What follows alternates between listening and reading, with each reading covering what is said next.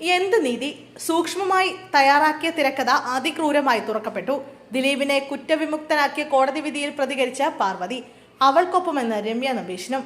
നടിയെ ആക്രമിച്ച കേസിൽ നടൻ ദിലീപിനെതിരായ ഗൂഢാലോചന കുറ്റം തെളിയിക്കാനായില്ലെന്ന് കണ്ടെത്തി കോടതി കുറ്റവിമുക്തനാക്കിയ വിധിയിൽ പ്രതികരിച്ച നടി പാർവതി തിരുവോത്ത്. എറണാകുളം പ്രിൻസിപ്പൽ സെഷൻസ് കോടതിയുടെ വിധിക്കെതിരെ രൂക്ഷമായാണ് പ്രതികരിച്ചത്. ഇത് സൂക്ഷ്മമായി തയ്യാറാക്കിയ തിരക്കഥയാണെന്ന് പാർവതി ആരോപിച്ചപ്പോൾ തനിക്കെതിരെയാണ് ഗൂഢാലോചന നടന്നതെന്ന് വിധിക്ക് പിന്നാലെ ദിലീപ് പ്രതികരിച്ചു. എന്ത് നീതി? സൂക്ഷ്മമായി തയ്യാറാക്കിയ തിരക്കഥ അതിക്രൂരമായി തുറക്കപ്പെടുന്നതാണ് നമ്മൾ ഇപ്പോൾ കാണുന്നതെന്ന് പാർവതി തന്റെ സോഷ്യൽ മീഡിയ പേജിൽ കുറിച്ചു.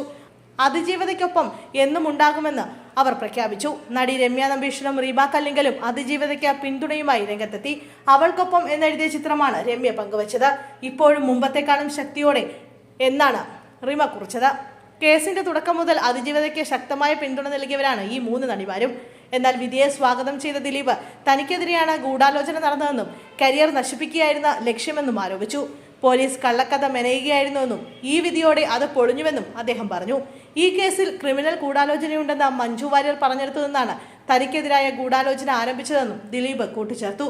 എറണാകുളം പ്രിൻസിപ്പൽ സെഷൻസ് ജഡ്ജ് ഹണിയം വർഗീസാണ് വിധി പ്രസ്താവിച്ചത്. കേസിലെ 1 മുതൽ 6 വരെയുള്ള പ്രതികളെ കോടതി കുറ്റക്കാരാണെന്ന് കണ്ടെത്തി.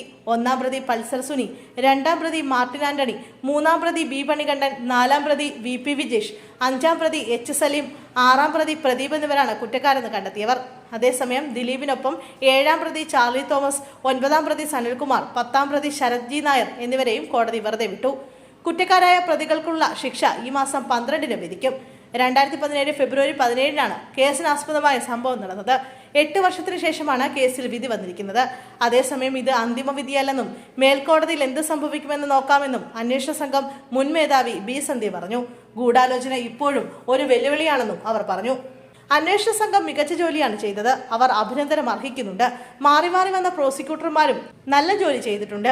ഈ ഒരു കേസിലൂടെ കേരളത്തിലെ സിനിമാ മേഖലയിൽ ഒരുപാട് പോസിറ്റീവായ മാറ്റങ്ങൾ വന്നു. അന്തിമവിധി വരുന്നതുവരെ അതിജീവിതയ്ക്കൊപ്പം അന്വേഷണ സംഘം ഉണ്ടാകും. ഒരുപാട് വെല്ലുവിളികൾ വിചാരണ വേളയിൽ നേരിട്ടിട്ടുണ്ട്. മേൽക്കോടതിയിൽ നീതിക്ക് വേണ്ടി അന്വേഷണ സംഘവും പ്രോസിക്യൂഷനും പോരാടുമെന്നും ബി സന്ധ്യ കൂട്ടിച്ചേർത്തു.